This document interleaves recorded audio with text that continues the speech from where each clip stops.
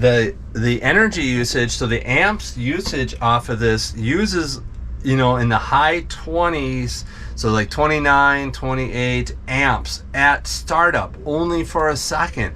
And then it goes down, and I want to say 17, maybe even less. I don't remember exactly what the amps were, but it goes too high at first, so that caused me grief.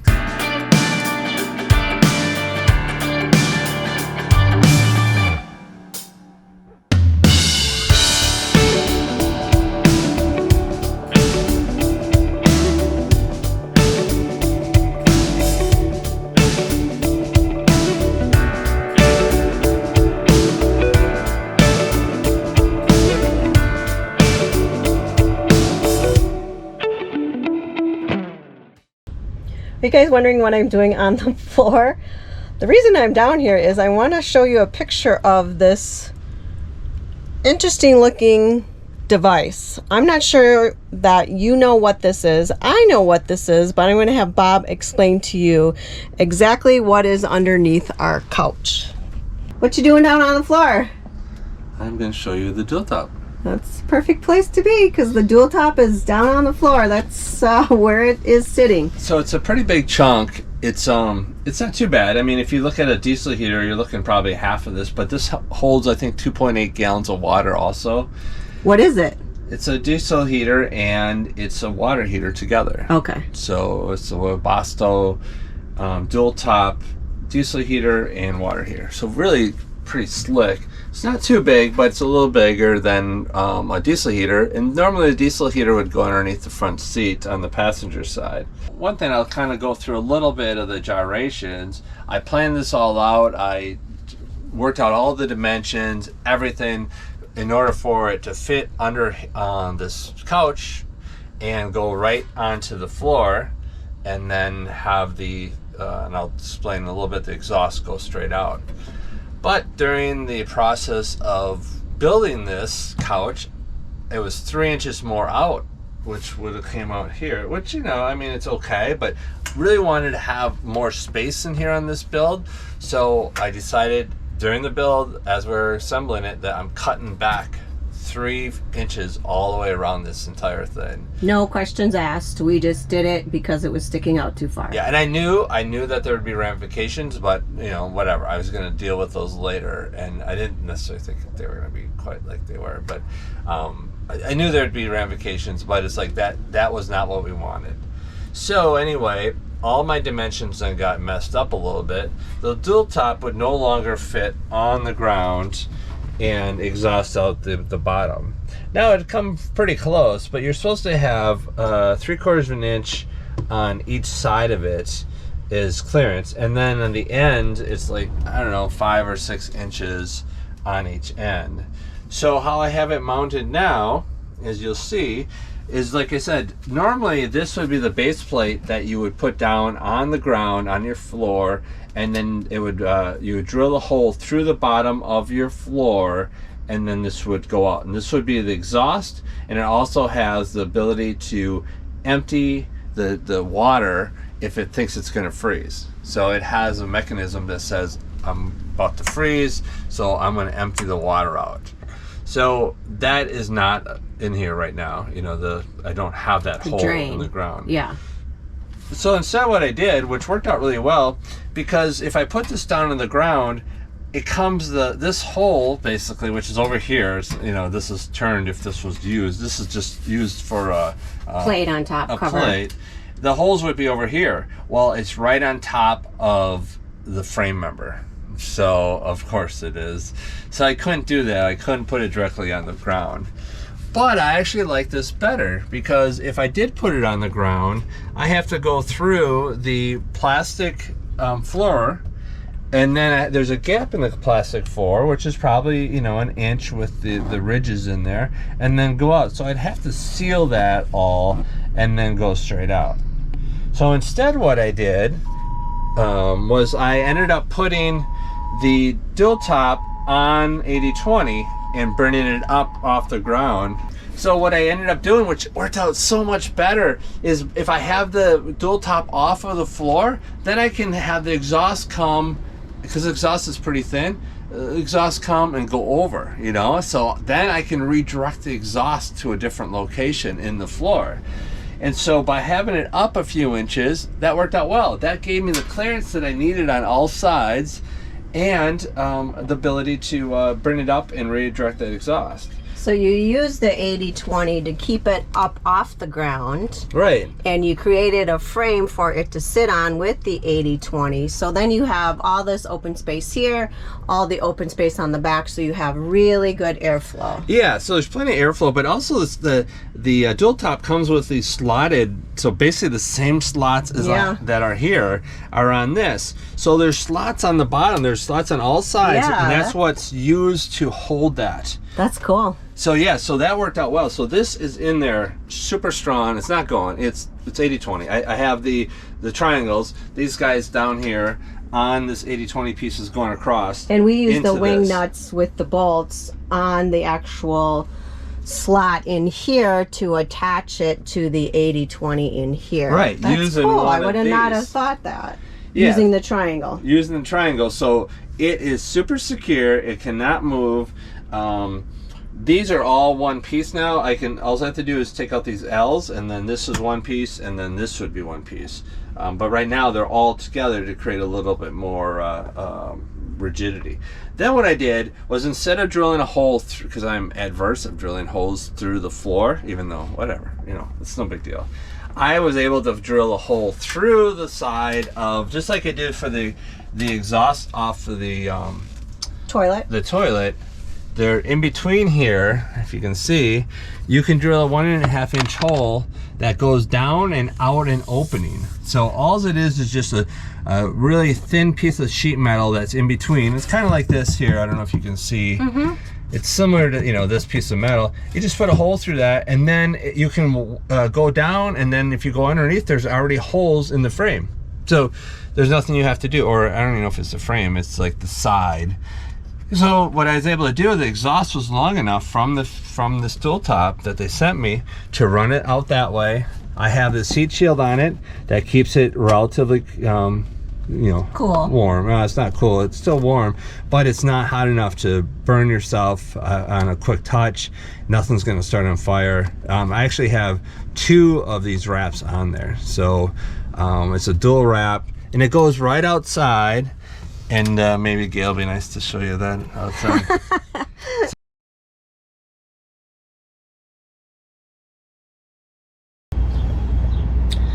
So here is the pipe for the dual top, where it's coming out underneath. Let me see if I can get this angle better for you.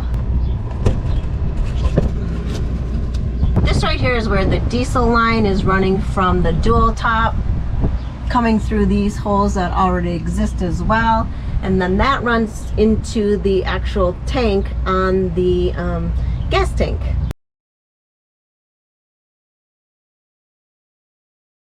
So that it just goes right outside, so there's no holes in the floor. And again, you're like, well, whatever, you know, I like that, you know. So especially for resale, it's not going to get rusted, water's not going to come up through. There's already a hole, why drill another one? So you're very creative when doing things like that. Yeah, I love it. It's great. So then this is the output, the heat output. So the heater part of it comes out of these. These are dryer vents.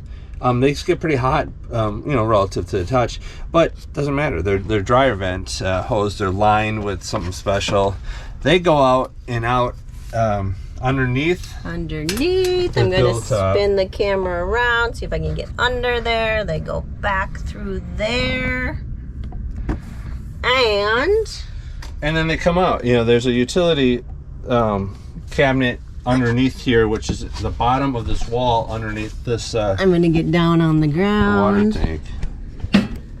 So here's the underneath of it all.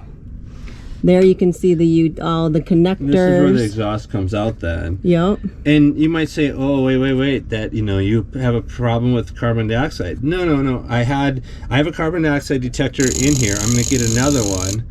but there is no leak in it. And I have the ability to put some compound in it to make sure, but I tried it. I left it running with the carbon dioxide detector here that has a digital readout, and there was zero. It was zero, and I let it run for like a whole day.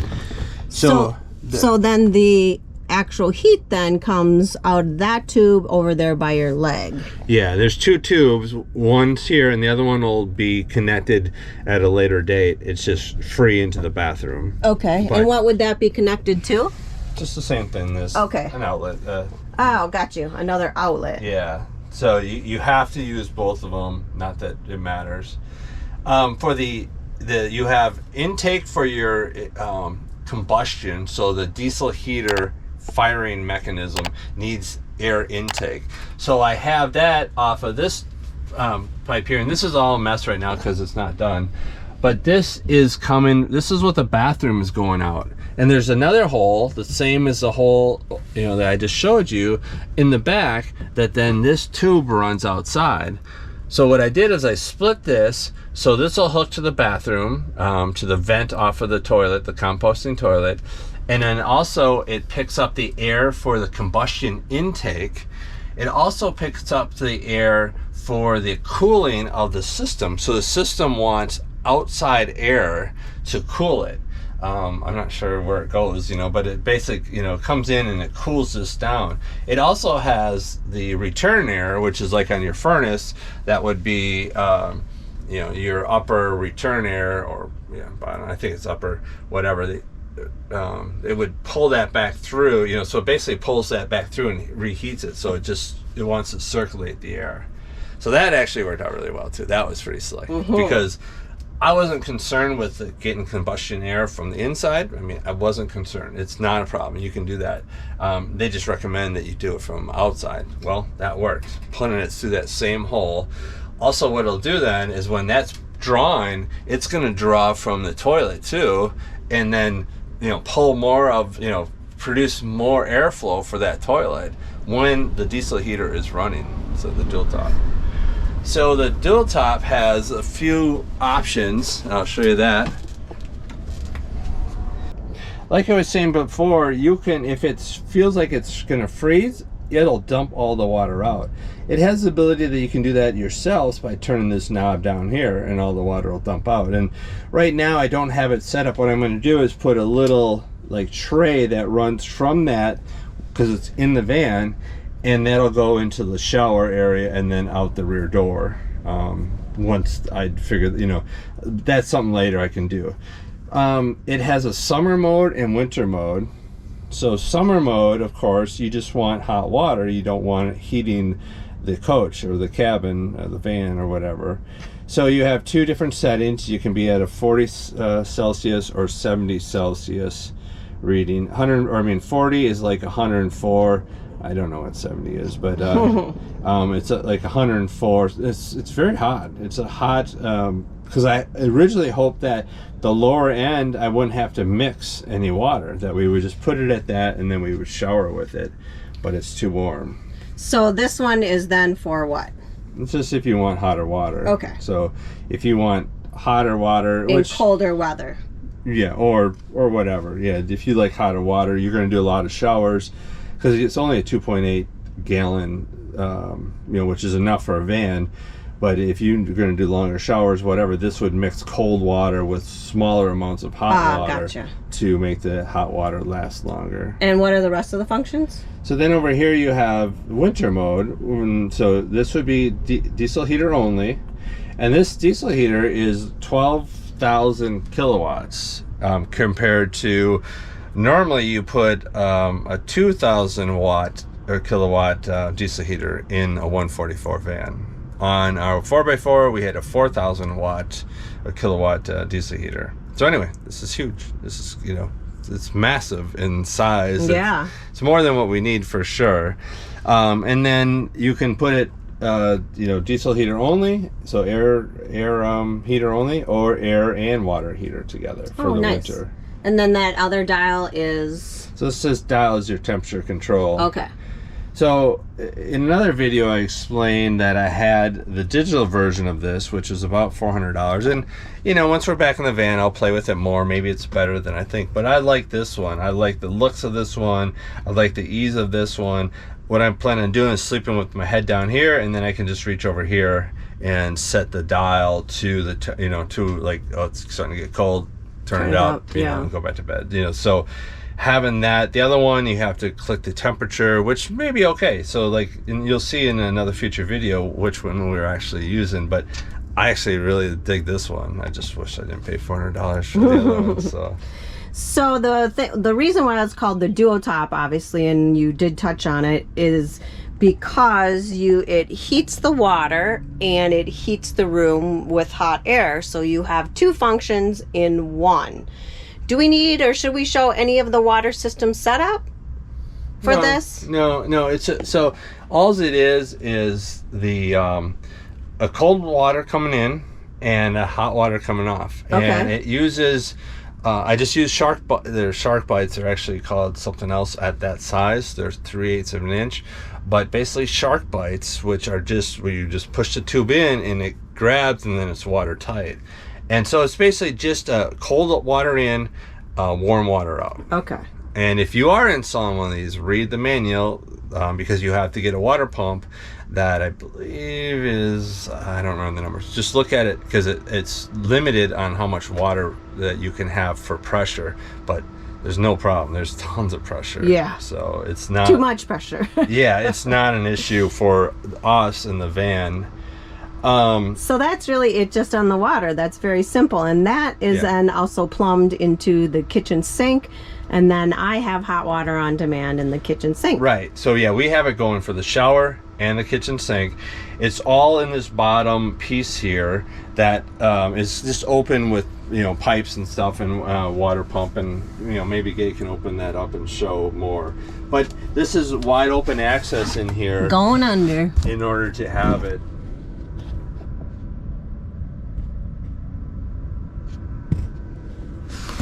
So the placement of this really worked out well. We gave up that storage, but only between the wheel well and this outer piece here. So this wasn't a great storage spot anyway, but whatever. We did give up quite a bit of storage, or I shouldn't say quite a bit, you know, we gave up that storage, but something we wanted to try, and we wanted to see how it worked. The outside of this doesn't get all that warm at all. These get pretty warm, but not meltable warm. Not, you know, you can touch them. Even the exhaust, no, you can put your hand on it. You just can, you know, you're gonna have to take it off. I don't know what temperature it is, but not super hot. The other thing with this is we paid about, with a full, like with the $400 optional digital readout, about $4,500. I noticed now it'd be around $8,000. Yeah, you checked on what the price would be if you ordered another one, and it's double the price basically right Almost, now. Yeah, and supply and demand. It's the same thing. So I'm actually very pleased that we got it, because it was a little question on the amount, you know, because it's fairly expensive. But having hot water coming off of your diesel tank, oh my God! I mean, just like having heat coming off your diesel tank, it's amazing because no LP. You're not using electric. You know, off your batteries and trying to recapture that, because it takes a while sometimes to recapture. So it's really nice. And now if you have yourself a little water heater, electric water heater, it's going to be the same size as this. And this is actually pretty nice because of it's a chunk, but it's all a chunk. And this is sipping off the diesel tank in the van. Right, so the diesel, or this Sprinter, and other Sprinter did too, and so many of them must, comes with a EG or EK1 I think option, which is an auxiliary diesel fuel connector. So you basically pull it off, put on this connector onto it, and then you can get diesel coming through your line. So when I installed it outside of the water part of it, it was the same as installing a diesel heater. Yeah, super easy, and I have no problems with it. You can't hear from outside. It's pretty quiet inside. It's super quiet. It's really, I mean, so far it's been really nice. Yeah. Nice. Any downsides to it? I think the downside to it will be using too much water. Oh yeah, definitely. But as we talked about, because of our tank in another video, I showed you the bathroom and the water tank.